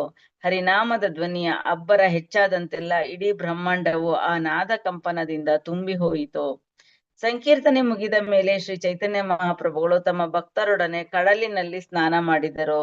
ಅಮಿತ ಹರ್ಷದಿಂದ ಈಜಾಡಿದರು, ಜಲಕ್ರೀಡೆಯಾಡಿದರು. ಹರಿದಾಸರ ಸಮಾಧಿಗೆ ಪ್ರದಕ್ಷಿಣೆ ಬಂದ ಬಳಿಕ ಶ್ರೀ ಚೈತನ್ಯ ಮಹಾಪ್ರಭುಗಳು ಜಗನ್ನಾಥ ದೇಗುಲದ ಸಿಂಹದ್ವಾರಕ್ಕೆ ಬಂದರು. ಇಡೀ ನಗರವು ಒಟ್ಟಾಗಿ ಸಂಕೀರ್ತಿಸಿತು ಹಾಗೂ ಆ ಸಂಕೀರ್ತನೆಯ ಗದ್ದಲವು ಇಡೀ ನಗರದಲ್ಲೆಲ್ಲ ಮೊಳಗಿತು. ಸಿಂಹದ್ವಾರದ ಮುಂದೆ ಬಂದ ಈ ಶ್ರೀ ಚೈತನ್ಯ ಮಹಾಪ್ರಭುಗಳು ತಮ್ಮ ವಸ್ತ್ರ ಹಾಸಿ ಅಲ್ಲಿನ ಅಂಗಡಿಗಳವರಿಂದ ಪ್ರಸಾದ ಭಿಕ್ಷೆ ಕೇಳಲು ಪ್ರಾರಂಭಿಸಿದರು. ಹರಿದಾಸ್ ಠಾಕೂರರ ತಿರೋಭಾವ ತಿಥಿ ಮಹೋತ್ಸವವನ್ನು ಆಚರಿಸಲು ನಿಮ್ಮಿಂದ ಪ್ರಸಾದದ ಭಿಕ್ಷೆಯನ್ನು ಬೇಡುತ್ತಿದ್ದೇನೆ. ಈಗ ಅವ್ರೇನ್ ಮಾಡಿದ್ರು, ಚೈತನ್ಯ ಮಹಾಪ್ರಭುಗಳು ತಮ್ಮದೇ ಒಂದು ವಸ್ತ್ರವನ್ನ ಹಾಸಿ, ಭಿಕ್ಷಕರು ಕೇಳೋ ರೀತಿ ನೋಡಿ ಭಗವಂತ ಹೇಗೆ ಅಂತಂದ್ರೆ, ಆ ಒಂದು ತಿರೋಭಾವದ ಒಂದು ಹಬ್ಬವನ್ನ ಮಾಡೋದಕ್ಕೋಸ್ಕರ ಅವರು ಅಂಗಡಿಗಳಿಂದ ಪ್ರಸಾದದ ಭಿಕ್ಷೆಯನ್ನ ತಮ್ಮ ವಸ್ತ್ರವನ್ನ ಹಾಸಿ ಕೇಳ್ತಾರೆ. ಹರಿದಾಸ್ ಠಾಕೂರರ ತಿರೋಭಾವ ತಿಥಿ ಮಹೋತ್ಸವವನ್ನು ಆಚರಿಸಲು ನಿಮ್ಮಿಂದ ಪ್ರಸಾದದ ಭಿಕ್ಷೆಯನ್ನು ಬೇಡುತ್ತಿದ್ದೇನೆ. ಇದನ್ನು ಆಲಿಸಿ ಅಂಗಡಿ ಮಾಲೀಕರೆಲ್ಲರೂ ಪ್ರಸಾದದ ದೊಡ್ಡ ದೊಡ್ಡ ಬುಟ್ಟಿಗಳನ್ನು ತೆಗೆದುಕೊಂಡು ಮಹದಾನಂದದಿಂದ ಚೈತನ್ಯ ಮಹಾಪ್ರಭುಗಳಿಗೆ ನೀಡಿದರು. ಹೀಗಿರುವತ್ತ ಅಂಗಡಿಗಳವರು ಭಿಕ್ಷೆ ನೀಡದಂತೆ ಸ್ವರೂಪ ದಾಮೋದರ ಗೋಸ್ವಾಮಿಯವರು ತಡೆದರು. ಆಗ ಅಂಗಡಿಗಳನ್ನಿಟ್ಟವರು ತಮ್ಮ ಬುಟ್ಟಿಗಳೊಡನೆ ಹಿಂದಕ್ಕೆ ಹೋಗಿ ಅಂಗಡಿಗಳಲ್ಲಿ ಕುಳಿತರು. ಸ್ವರೂಪ ದಾಮೋದರ ಗೋಸ್ವಾಮಿಯವರು ಶ್ರೀ ಚೈತನ್ಯ ಮಹಾಪ್ರಭುಗಳನ್ನು ಅವರ ಮನೆಗೆ ಕಳುಹಿಸಿಕೊಟ್ಟರು. 4 ವೈಷ್ಣವರು ಹಾಗೂ 4 ವಾಹಕ ಆಳುಗಳನ್ನು ತಮ್ಮೊಡನೆ ನಿಲ್ಲಿಸಿಕೊಂಡರು. ಸ್ವರೂಪ ದಾಮೋದರ ಗೋಸ್ವಾಮಿಯವರು ಅಂಗಡಿಗಳನ್ನವರನ್ನುದ್ದೇಶಿಸಿ ಹೀಗೆಂದರು, ಪ್ರತಿಯೊಂದು ಬಗೆಯ ಪ್ರಸಾದದ 4 ಹಿಡಿ ನನಗೆ ಕೊಡಿ. ಎಲ್ಲದರಲ್ಲಿ ಎಲ್ಲಾ ಪ್ರಸಾದದ್ದು 4 ಹಿಡಿನ ನನಗೆ ಕೊಡಿ ಅಂತ ಹೇಳ್ತಾ ಇದಾರೆ. ಹೀಗೆ ವಿಧವಾದ ಪ್ರಸಾದ ಸಾಮಗ್ರಿಗಳನ್ನು ಕಲೆ ಹಾಕಲಾಯಿತು. ಬಳಿಕ ಆ ಸಂಗ್ರಹವನ್ನು ಬೇರೆ ಬೇರೆ ಹೊರೆಗಳಾಗಿ ಕಟ್ಟಿ 4 ಆಳುಗಳ ತಲೆಯ ಮೇಲೆ ಹೊರಿಸಲಾಯಿತು. ಸ್ವರೂಪ ದಾಮೋದರ ಗೋಸ್ವಾಮಿಯವರಷ್ಟೇ ಪ್ರಸಾದವನ್ನು ತಂದರು ಎನ್ನುವಂತಿಲ್ಲ. ವಾಣಿನಾಥ ಪಟ್ಟನಾಯಕ ಹಾಗೂ ಕಾಶಿ ಮಿಶ್ರರು ಕೂಡ ಅಗಾಧ ಪ್ರಮಾಣದಲ್ಲಿ ಪ್ರಸಾದವನ್ನು ಕಳುಹಿಸಿದರು. ಶ್ರೀ ಚೈತನ್ಯ ಮಹಾಪ್ರಭುಗಳು ಸಮಸ್ತ ಭಕ್ತರನ್ನು ಸಾಲುಗಳಲ್ಲಿ ಕುಳ್ಳಿರಿಸಿದರು. ಬಳಿಕ ತಾವೇ ಮುಂದೆ ನಿಂತು ಪ್ರಸಾದ ವಿತರಣೆ ಮಾಡಿದರು. ಈ ಕಾರ್ಯದಲ್ಲಿ 4 ನೆರವು ಅವರಿಗಿತ್ತು. ಅಲ್ಪ ಪ್ರಮಾಣದಲ್ಲಿ ಪ್ರಸಾದ ಸ್ವೀಕರಿಸುವುದು ಶ್ರೀ ಚೈತನ್ಯ ಮಹಾಪ್ರಭುಗಳಿಗೆ ಹೋಗಿ ಬಂದಿರಲಿಲ್ಲ. ಹೀಗಾಗಿ ಪ್ರತಿಯೊಬ್ಬರ ತಟ್ಟೆಗೂ ಕನಿಷ್ಠ ಪಕ್ಷ 5 ಮಂದಿ ಉಣ್ಣುವಷ್ಟು ಪ್ರಸಾದ ಬೀಳುತ್ತಿತ್ತು. ಅಂತಂದ್ರೆ ಪ್ರಸಾದವನ್ನ ಅವರು ಜನಕ್ಕೆ ಅವ್ರಿಗೆ ಇಷ್ಟು ಸಂತೃಪ್ತಿಯಾಗಿ ಊಟ ಮಾಡ್ತಾರೋ ಅಷ್ಟು ಸಂತೃಪ್ತಿಯಾಗಿ ಅವರು ಬಡಿಸ್ತಾ ಇದ್ರು. ಸ್ವರೂಪ ದಾಮೋದರ ಗೋಸ್ವಾಮಿ ಅವರು ಶ್ರೀ ಚೈತನ್ಯ ಮಹಾಪ್ರಭುಗಳಲ್ಲಿ ಅರಿಕೆ ಮಾಡಿಕೊಂಡರು, ನೀವು ಒಂದೆಡೆ ಕುಳಿತು ಸುಮ್ಮನೆ ನೋಡುತ್ತೀರಿ, ಈ ಜನರ ಸಹಾಯ ಪಡೆದು ನಾನು ಪ್ರಸಾದವನ್ನು ವಿತರಿಸುತ್ತೇನೆ ಅಂತ ಸ್ವರೂಪ ದಾಮೋದರ ಗೋಸ್ವಾಮಿ ಅವರು ಚೈತನ್ಯ ಮಹಾಪ್ರಭುಗಳಲ್ಲಿ ಹೇಳ್ತಾರೆ. ನೀವು ನೋಡ್ತಾ ಇರಿ, ನಾನು ಈ ಜನರುಗಳ ಹೆಲ್ಪ್ ತಗೊಂಡು ನಾನು ಪ್ರಸಾದವನ್ನ ವಿತರಣೆ ಮಾಡ್ತೀನಿ ಅಂತ. ಸ್ವರೂಪ ದಾಮೋದರ ಜಗದಾನಂದ ಕಾಶೀಶ್ವರ ಹಾಗೂ ಶಂಕರ ಈ 4 ಬಿಡುವಿಲ್ಲದೆ ಸತತವಾಗಿ ಪ್ರಸಾದ ವಿತರಣೆ ಮಾಡಿದರು. ಪ್ರಭುವರ್ಯರು ಉಣ್ಣಲು ಪ್ರಾರಂಭಿಸಿದ ಹೊರತು ತಾವ್ಯಾರು ಉಣ್ಣಬಾರದೆಂದು ಊಟಕ್ಕೆ ಕುಳಿತವರು ನಿರ್ಧರಿಸಿದಂತಿತ್ತು. ಹೀಗಿರುತ್ತ ಆ ದಿನ ಪ್ರಭುವರ್ಯರಿಗೆ ಕಾಶಿ ಮಿಶ್ರರ ಮನೆಯಿಂದ ಆಹ್ವಾನ ಬಂದಿತು. ಚೈತನ್ಯ ಮಹಾಪ್ರಭುಗಳು ಪ್ರಸಾದ ತಗೊಳ್ಳೋ ತನಕ ನಾವು ಯಾರು ತಗೊಳ್ಳೋದಿಲ್ಲ ಅಂತ ಅಂದ್ಬಿಟ್ಟು ಅವ್ರು ಯಾರು ಪ್ರಸಾದವನ್ನ ಸ್ವೀಕರಿಸೋದಿಲ್ಲ. ಹೀಗಾಗಿ ಸ್ವಯಂ ಕಾಶಿ ಮಿಶ್ರರೇ ಕೈಯಲ್ಲಿ ಪ್ರಸಾದ ಹಿಡಿದು ಶ್ರೀ ಚೈತನ್ಯ ಮಹಾಪ್ರಭುಗಳಿದ್ದೆಡೆ ಬಂದರು. ತಾವು ತಂದಿದ್ದ ಪ್ರಸಾದವನ್ನು ಬಹು ಆಗ್ರಹ ಪೂರ್ವಕವಾಗಿ ಪ್ರಭುಗಳಿಗೆ ಉಣ್ಣಲು ನೀಡಿದರಲ್ಲದೆ ಅದನ್ನು ಉಣ್ಣುವಂತೆಯೂ ನೋಡಿಕೊಂಡರು. ಪರಮಾನಂದ ಪುರಿ ಹಾಗೂ ಬ್ರಹ್ಮಾನಂದ ಭಾರತಿಯವರೊಡನೆ ಕುಳಿತು ಶ್ರೀ ಚೈತನ್ಯ ಮಹಾಪ್ರಭುಗಳು ಪ್ರಸಾದವನ್ನು ಸ್ವೀಕರಿಸಿದರು. ಪ್ರಭುವರ್ಯರು ಉಣ್ಣಲು ಪ್ರಾರಂಭಿಸಿದೊಡನೆ ಇತರ ವೈಷ್ಣವರು ಭೋಜನ ಮಾಡಲು ಪ್ರಾರಂಭಿಸಿದರು. ಚೈತನ್ಯ ಮಹಾಪ್ರಭುಗಳು ಯಾವಾಗ ಸ್ಟಾರ್ಟ್ ಮಾಡಿದ್ರು ಆಗ ಬೇರೆಯವರೆಲ್ಲ ಊಟ ಮಾಡೋದಕ್ಕೆ ಪ್ರಾರಂಭ ಮಾಡಿದ್ರು. ಶ್ರೀ ಚೈತನ್ಯ ಮಹಾಪ್ರಭುಗಳು ಇನ್ನೂ ಬಡಿಸಿ ಎಂದು ಊಟ ಬಡಿಸುವವರಿಗೆ ಪ್ರೋತ್ಸಾಹ ನೀಡಿದರು. ಇದರಿಂದಾಗಿ ಎಲ್ಲಾ ವೈಷ್ಣವರಿಗೂ ಕಂಠದವರಿಗೂ ಉಣಬಡಿಸಲಾಯಿತು. ಭಕ್ತರೆಲ್ಲರೂ ಭೋಜನ ಕಾರ್ಯ ಮುಗಿಸಿ ಕೈ ಬಾಯಿಗಳನ್ನು ಶುದ್ಧಿಪಡಿಸಿಕೊಂಡ ಬಳಿಕ ಶ್ರೀ ಚೈತನ್ಯ ಮಹಾಪ್ರಭುಗಳು ಅವರೆಲ್ಲರಿಗೂ ಚಂದನ ಲೇಪಿಸಿ ಪುಷ್ಪಮಾಲಿಕೆಯನ್ನು ಹಾಕಿ ಸತ್ಕರಿಸಿದರು. ರಾಗ ಪರವಶ ದೈವ ಪ್ರೇಮದಲ್ಲಿ ಮುಳುಗಿದ ಶ್ರೀ ಚೈತನ್ಯ ಮಹಾಪ್ರಭುಗಳು ಭಕ್ತರೆಲ್ಲರಿಗೂ ಒಂದು ವರವನ್ನು ನೀಡಿದರು. ಆ ವರದ ಘೋಷಣೆಯನ್ನು ಭಕ್ತರು ಬಹಳ ಸಂತುಷ್ಟ ಮನಸ್ಸಿನಿಂದ ಆಲಿಸಿದರು. ಶ್ರೀ ಚೈತನ್ಯ ಮಹಾಪ್ರಭುಗಳು ನೀಡಿದ ಅನುಗ್ರಹ ಹೀಗಿತ್ತು. ಅಲ್ಲಿ ಯಾರ್ಯಾರು ಈ ಒಂದು ಕಾರ್ಯಕ್ರಮದಲ್ಲಿ ಪಾಲ್ಗೊಂಡ್ರು ಅವ್ರಿಗೆಲ್ಲ ಒಂದು ವರವನ್ನ ಚೈತನ್ಯ ಮಹಾಪ್ರಭುಗಳು ಅನುಗ್ರಹಿಸ್ತಾರೆ. ಯಾವುದು ಅದು ವರ ಅಂತಂದ್ರೆ, ಶ್ರೀ ಹರಿದಾಸ್ ಠಾಕೂರರು ಕಣ್ಮರೆಯಾದ ಸಂಬಂಧದಲ್ಲಿ ನಡೆದ ಉತ್ಸವವನ್ನು ಯಾರು ಕಣ್ಣಾರೆ ನೋಡಿದ್ದಾರೋ, ಯಾರು ಇಲ್ಲಿ ನರ್ತಿಸಿ ಸಂಕೀರ್ತಿಸಿದ್ದಾರೋ, ಹರಿದಾಸರ ಶರೀರದ ಮೇಲೆ ಯಾರು ಮರಳನ್ನು ತುಂಬಿದರೋ ಹಾಗೂ ಇಂದಿನ ಹಬ್ಬದಲ್ಲಿ ಪ್ರಸಾದ ಸ್ವೀಕರಿಸಲು ಯಾರು ಇದ್ದರೋ ಅವರೆಲ್ಲರೂ ಇಷ್ಟರಲ್ಲಿಯೇ ಕೃಷ್ಣಾನುಗ್ರಹಕ್ಕೆ ಪಾತ್ರರಾಗುತ್ತಾರೆ. ಹರಿದಾಸ ಠಾಕೂರರನ್ನು ನೋಡುವುದರಲ್ಲಿ ಅಂತಹ ಅದ್ಭುತ ಮಹಿಮೆ ಇದೆ. ಈ ಒಂದು ವರವನ್ನ ಭಗವಂತ ಅವ್ರಿಗೆಲ್ಲ ಅನುಗ್ರಹಿಸ್ತಾರೆ. ಯಾಕೆ ಯಾರ್ಯಾರು ಹರಿದಾಸ್ ಠಾಕೂರರನ್ನ ಅವರ ದೇಹವನ್ನ ಬಿಟ್ಟಾಗ ಯಾರ್ಯಾರು ನರ್ತಿಸಿ ಸಂಕೀರ್ತನೆ ಮಾಡಿದಾರೋ, ಯಾರು ಅವ್ರಿಗೆ ಅವ್ರ ಮೇಲೆ ಮರಳನ್ನ ಹಾಕಿದಾರೋ, ಮತ್ತೆ ಪ್ರಸಾದವನ್ನ ಸ್ವೀಕರಿಸಿದಾರೋ ಅವರೆಲ್ಲರೂ ಕೂಡ ಸದ್ಯದಲ್ಲಿ ಕೃಷ್ಣ ಪ್ರೇಮವನ್ನ ಪಡ್ಕೋತಾರೆ, ಕೃಷ್ಣನ ಅನುಗ್ರಹಕ್ಕೆ ಪಾತ್ರರಾಗ್ತಾರೆ ಅಂತ ಇಲ್ಲಿ ಚೈತನ್ಯ ಮಹಾಪ್ರಭುಗಳು ಹೇಳ್ತಾ ಇದ್ದಾರೆ. ನನ್ನಲ್ಲಿ ಕೃಪೆ ತೋರಿ ಕೃಷ್ಣನು ನನಗೆ ಹರಿದಾಸ್ ಠಾಕೂರರ ಸಂಘ ಭಾಗ್ಯವನ್ನು ಕರುಣಿಸಿದ. ತನ್ನ ಅಪೇಕ್ಷೆಗಳಲ್ಲಿ ಪೂರ್ಣ ಸ್ವತಂತ್ರನಾದ ಅದೇ ಕೃಷ್ಣನು ಈಗ ಆ ಸಹವಾಸವನ್ನು ಮುರಿದಿದ್ದಾನೆ. ಈ ಭೌತ ಜಗತ್ತನ್ನು ಬಿಟ್ಟು ತೆರಳುವುದು ಶ್ರೀ ಹರಿದಾಸ್ ಠಾಕೂರರ ಇಚ್ಛೆಯಾಗಿತ್ತು. ಹಾಗಿದ್ದಾಗ ಅವರನ್ನು ಇಲ್ಲೇ ಉಳಿಸಿಕೊಳ್ಳುವುದು ನನ್ನ ಕೈಯಲ್ಲಿರಲಿಲ್ಲ. ಇದು ಪ್ರಕೃತಿಯ ನಿಯಮ. ಇಲ್ಲಿ ಬಂದವರು ಹೋಗ್ಲೇಬೇಕು. ಹಾಗಾಗಿ ಅದು ಅವರು ದೇಹವನ್ನ ತ್ಯಾಗ ಮಾಡ್ಲೇಬೇಕಾಗಿತ್ತು. ಕೇವಲ ಸಂಕಲ್ಪ ಮಾತ್ರದಿಂದಲೇ ಹರಿದಾಸ ಠಾಕೂರರು ಪ್ರಾಣ ತೊರೆದು ಹೊರಟು ಹೋಗುವುದು ಸಾಧ್ಯವಾಯಿತು. ಇದು ತದ್ವತ್ತು ಭೀಷ್ಮರ ಮರಣದಂತೆಯೇ ಇದ್ದಿತ್ತು. ಹಿಂದೆ ಭೀಷ್ಮರು ಇಚ್ಛಾ ಮಾತ್ರದಿಂದಲೇ ದೇಹ ತ್ಯಾಗ ಮಾಡಿದ್ದನ್ನು ನಾವೆಲ್ಲ ಶಾಸ್ತ್ರಗಳಿಂದ ಕೇಳಬಲ್ಲವಷ್ಟೇ. ನಾವ್ ಹೇಗೆ ಭೀಷ್ಮಾಚಾರ್ಯರನ್ನ ಅವ್ರ ಇಚ್ಛಾ ಮರಣೆ ಅಲ್ವಾ, ಅವ್ರಿಗೆ ಯಾವಾಗ ಇಷ್ಟ ಬರುತ್ತೋ ಅವಾಗ ದೇಹವನ್ನ ತ್ಯಾಗ ಮಾಡ್ಬೋದಾಗಿತ್ತು. ಹಾಗೆ ಇಲ್ಲಿ ಹರಿದಾಸ್ ಠಾಕೂರರು ಕೂಡ ತಮ್ಮ ಸಂಕಲ್ಪ ಮಾತ್ರದಿಂದಲೇ, ಯಾಕಂದ್ರೆ ಭಗವಂತನ ಶುದ್ಧ ಭಕ್ತರವರು, ಹಾಗಾಗಿ ತಮ್ಮ ಸಂಕಲ್ಪ ಮಾತ್ರದಿಂದಲೇ ಅವರು ದೇಹವನ್ನ ಬಿಡುವ ಸಮಯವನ್ನ ಅವರು ನಿಗದಿ ಮಾಡ್ಕೊಂಡಿದ್ರು. ಹರಿದಾಸ ಠಾಕೂರರು ಈ ಜಗತ್ತಿನ ಕಿರೀಟದಲ್ಲಿನ ರತ್ನಾಭರಣವಾಗಿದ್ದರು. ಅವರಿಲ್ಲದೆ ಈ ಜಗತ್ತು ತನ್ನ ರತ್ನವನ್ನು ಕಳೆದುಕೊಂಡಿದೆ. ತರುವಾಯ ಶ್ರೀ ಚೈತನ್ಯ ಮಹಾಪ್ರಭುಗಳು ನೆರೆದಿದ್ದವರೆಲ್ಲರಿಗೂ ಹೇಳಿದರು, ಹರಿದಾಸ ಠಾಕೂರರಿಗೆ ಜಯವಾಗಲಿ ಎನ್ನಿರಿ. ಹಾಗೆಯೇ ಹರಿಯ ಪವಿತ್ರ ನಾಮವನ್ನು ಜಪಿಸಿ. ಹೀಗೆನ್ನುತ್ತಾ ಪ್ರಭುವರಿಯವರು ತಾವೇ ನರ್ತಿಸಲು ಪ್ರಾರಂಭಿಸಿದರು. ಭಕ್ತರೆಲ್ಲರೂ ಹರಿದಾಸ ಠಾಕೂರರಿಗೆ ಜಯವಾಗಲಿ, ಪ್ರಭುವಿನ ಪವಿತ್ರ ನಾಮ ಜಪದ ಮಹಿಮೆಯನ್ನು ಪ್ರಕಾಶ ಪಡಿಸಿದವರಿಗೆ ಜಯವಾಗಲಿ ಎಂದು ಜಪಿಸಲು ಪ್ರಾರಂಭಿಸಿದರು. ಒಂದು ಹರಿದಾಸ್ ಠಾಕೂರ್ಗೆ ಜಯವಾಗಲಿ, ಮತ್ತೆ ಹರಿನಾಮ ಜಪ ಕೊಟ್ರಲ್ಲ ಚೈತನ್ಯ ಮಹಾಪ್ರಭುಗಳು, ಅವರಿಗೂ ಕೂಡ ಜಯವಾಗ್ಲಿ ಅಂತ ಎಲ್ರು ಪ್ರಾರ್ಥನೆ ಮಾಡಿದ್ರು. ಆಮೇಲೆ ಶ್ರೀ ಚೈತನ್ಯ ಮಹಾಪ್ರಭುಗಳು ಭಕ್ತರಿಗೆಲ್ಲ ವಿದಾಯ ಹೇಳಿದರು. ಸಂತೋಷ ಹಾಗೂ ಸಂಕಟ ಎರಡೂ ಬೆರೆತ ಮಿಶ್ರ ಭಾವದಲ್ಲಿ ತೊಳಲುತ್ತಾ ವಿಶ್ರಾಂತಿ ಪಡೆಯಲು ತೆರಳಿದರು. ಒಂದು ಕಡೆ ಸಂತೋಷ, ಈ ಭೌತ ಜಗತ್ತನ್ನ ಬಿಟ್ಟೋದ್ರು ಅಂತ, ಇನ್ನೊಂದು ಕಡೆ ಒಂದು ಸಂಕಟ, ಇನ್ನೊಂದು ಕಡೆ ಸಂತೋಷ, ನನ್ನ ಬಳಿಗೆ ಬಂದಿದ್ದಾರೆ, ಎಲ್ಲೂ ಹೋಗಿಲ್ಲ. ಈ ಎರಡೂ ಮಿಶ್ರ ಭಾವಗಳೊಂದಿಗೆ ಅವರು ಹೊರಡ್ತಾರೆ. ಹರಿದಾಸ ಠಾಕೂರರ ವಿಜಯಿ ದೇಹ ತ್ಯಾಗದ ವೃತ್ತಾಂತವನ್ನು ನಾನಿಲ್ಲಿ ಹೇಳಿದ್ದೇನೆ. ಈ ನಿರೂಪಣೆಯನ್ನು ಕೇಳುವ ಯಾರೇ ಆದರೂ ತನ್ನ ಮನಸ್ಸನ್ನು ಕೃಷ್ಣನಿಗೆ ಸಲ್ಲಿಸಲಾಗುವ ಅಚಲ ಭಕ್ತಿ ಸೇವೆಯಲ್ಲಿ ನೆಡುತ್ತಾನೆ ನಿಶ್ಚಯವಾಗಿ. ಭಗವಂತ ನಮ್ಗೆ ಇಲ್ಲೊಂದು ಆಶ್ವಾಸನೆ ಕೊಡ್ತಾ ಇದ್ದಾನೆ. ಏನು ಅಂತ ಹೇಳಿದ್ರೆ, ಯಾರು ಈ ಒಂದು ವೃತ್ತಾಂತವನ್ನ ಕೇಳ್ತಾರೋ ಅವರು ಕೂಡ ಕೃಷ್ಣನ ಒಂದು ಭಕ್ತರಾಗೋದಕ್ಕೆ ಎಲ್ಲ ಅನುಕೂಲತೆಗಳು ಸಿಗುತ್ತೆ. ಅದೇ ಹೇಳ್ತಾ ಇರೋದು, ಹರಿದಾಸ್ ಠಾಕೂರರ ವಿಜಯಿ ದೇಹ ತ್ಯಾಗದ ವೃತ್ತಾಂತವನ್ನು ನಾನಿಲ್ಲಿ ಹೇಳಿದ್ದೇನೆ. ಈ ನಿರೂಪಣೆಯನ್ನು ಕೇಳುವ ಯಾರೇ ಆದರೂ ತನ್ನ ಮನಸ್ಸನ್ನು ಕೃಷ್ಣನಿಗೆ ಸಲ್ಲಿಸಲಾಗುವ ಅಚಲ ಭಕ್ತಿ ಸೇವೆಯಲ್ಲಿ ನೀಡುತ್ತಾನೆ ನಿಶ್ಚಯವಾಗಿ ಅವನು ಶುದ್ಧ ಭಕ್ತನಾಗುತ್ತಾನೆ. ಯಾರು ಈ ಒಂದು ವೃತ್ತಾಂತವನ್ನ ಕೇಳ್ತಾರೋ ಅವರು ಕೂಡ ಭಕ್ತರಾಗ್ತಾರೆ ಅಂತ ಇಲ್ಲಿ ಭಗವಂತನೇ ಇಲ್ಲಿ ನಮ್ಗೆ ಆಶ್ವಾಸನೆಯನ್ನ ಕೊಡ್ತಾ ಇದ್ದಾನೆ. ಹರಿದಾಸ ಠಾಕೂರರು ತಮ್ಮ ಬದುಕಿನ ಅಂತಿಮ ಘಟ್ಟದಲ್ಲಿದ್ದಾಗ ಶ್ರೀ ಚೈತನ್ಯ ಮಹಾಪ್ರಭುಗಳು ಅವರಿಗೆ ಸಂಗಾತಿಯಾದರು. ಅಲ್ಲದೆ ತಮ್ಮನ್ನು ಸ್ಪರ್ಶಿಸುವ ಅವಕಾಶವನ್ನು ಕೊಟ್ಟರು. ತರುವಾಯ ಪ್ರಭುವರ್ಯರು ಹರಿದಾಸ್ ಠಾಕೂರರ ಮೃತ ಶರೀರವನ್ನು ತಮ್ಮ ತೊಡೆಯ ಮೇಲಿರಿಸಿಕೊಂಡು ಅದರೊಂದಿಗೆ ತಾವೂ ನರ್ತಿಸಿದರು. ಪ್ರಭುವರ್ಯರು ತಮ್ಮ ಅವ್ಯಾಜ ಕರುಣೆಯಿಂದ ಹರಿದಾಸ್ ಠಾಕೂರರ ಮೃತ ಶರೀರದ ಮೇಲೆ ಮರಳನ್ನು ತಮ್ಮ ಕೈಯಾರ ಸುರಿದರು.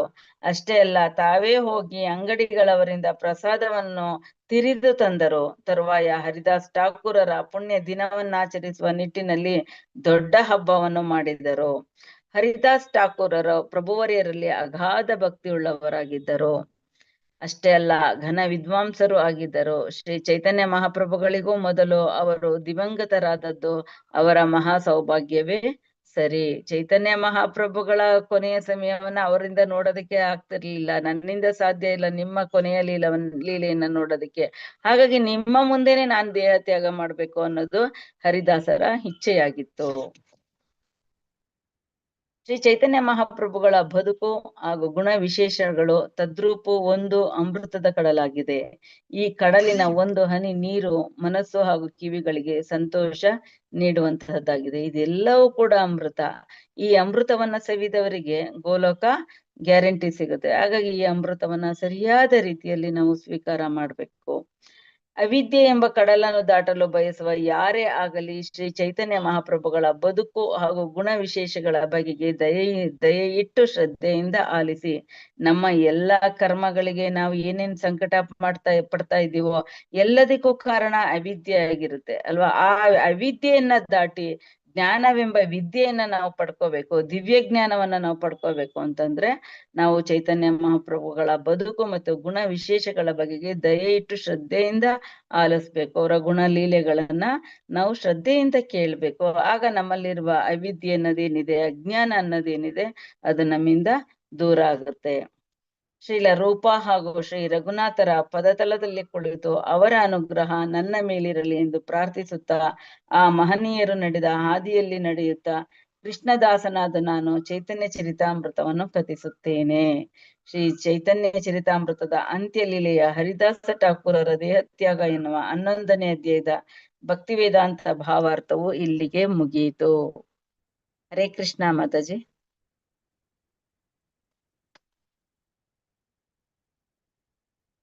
ಹರೇ ಕೃಷ್ಣ. ಹರೇ ಕೃಷ್ಣ. ಹರೇ ಕೃಷ್ಣ. ಕೇಳ್ತದ? ಆ ಮಾತಾಜಿ 11ನೇ ಅಧ್ಯಾಯ ಮುಗ್ದಿದೆ ಮಾತಾಜಿ. ಹರೇ ಕೃಷ್ಣ. ಸಾಕು. ನಾಳೆದು ದೊಡ್ಡದಿದೆಯಾ? ಇಲ್ಲ ಅಲ್ಲ? ನಾಳೆದಾ? ಹಾ ಇದೆ ಮಾತಾಜಿ, ದೊಡ್ಡದೇ ಇದೆ. ನಾಳೆದು ಎಂತ ಅಂತಲೇ ಗೊತ್ತಿಲ್ಲ. ಹಾ ಎಷ್ಟು ಗಂಟೆಗೆ ಕ್ಲಾಸ್ ಸ್ಟಾರ್ಟ್ ಮಾಡೋದು ಏನು ಅಂತ ಗೊತ್ತಿಲ್ಲ ಅಲ್ಲ? ಹಾ ಮಾತಾಜಿ, ಅಲ್ಲಿ ಪ್ರೋಗ್ರಾಮ್ ಇರತ್ತಲ್ಲ ಟೆಂಪಲ್ ಅಲ್ಲಿ. ಟೆಂಪಲ್ ಅಲ್ಲಿ 7:30 ನಂತರ ಬಾ ಅಂತ. ಗೊತ್ತಿಲ್ಲ ನಂಗೆ ಕರೆಕ್ಟ್. ಮಾತಾಜಿ ಅದು ಕೇಳ್ಬಿಟ್ಟು ಹೇಳಿ ಮಾತಾಜಿ, ಅದ್ ನೋಡ್ಬಿಟ್ಟು ನಾಳೆ